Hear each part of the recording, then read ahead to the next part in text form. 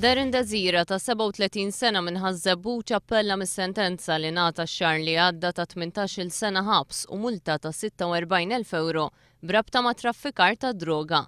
Sentenza li ngħatat mill-imħallef Florence Quintano li hija fiċ-ċentru ta' każ li fih l-eks imħallef Rejpaċ qed ikun akkużat li xaħħam. L-eks imħallef Rejpaċ qed ikun akkużat li allegatament ftehhem ma' żewġ persuni oħra biex jinstallawlu sistema ta' CCTV b'xejn mad-dar tiegħu u biex tissewwilu l-karozza tat-tifla tiegħu biex hu jinfluwenza lill-imħallef ieħor li tas-sentenza lil Darren Dazira.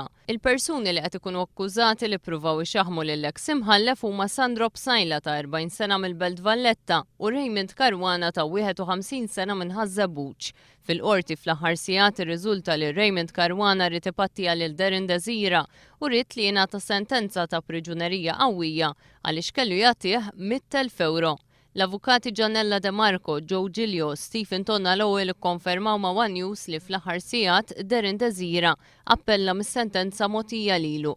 De Marco qalet li l-appell kien ilu preparat sa minn qabel ma ħareġ fil-beraħ il-każ tal-eks imħallef Rejpaċ. L-appell huwa bbażat fost oħrajn fuq il-fatt li f'każi simili il-pjena kienet ferm inqas, kif ukoll minħabba l-fatt li meta xi ħadd jammetti l-akkużi kontrih, ġeneralment jitnaqqaslu terz mis-sentenza.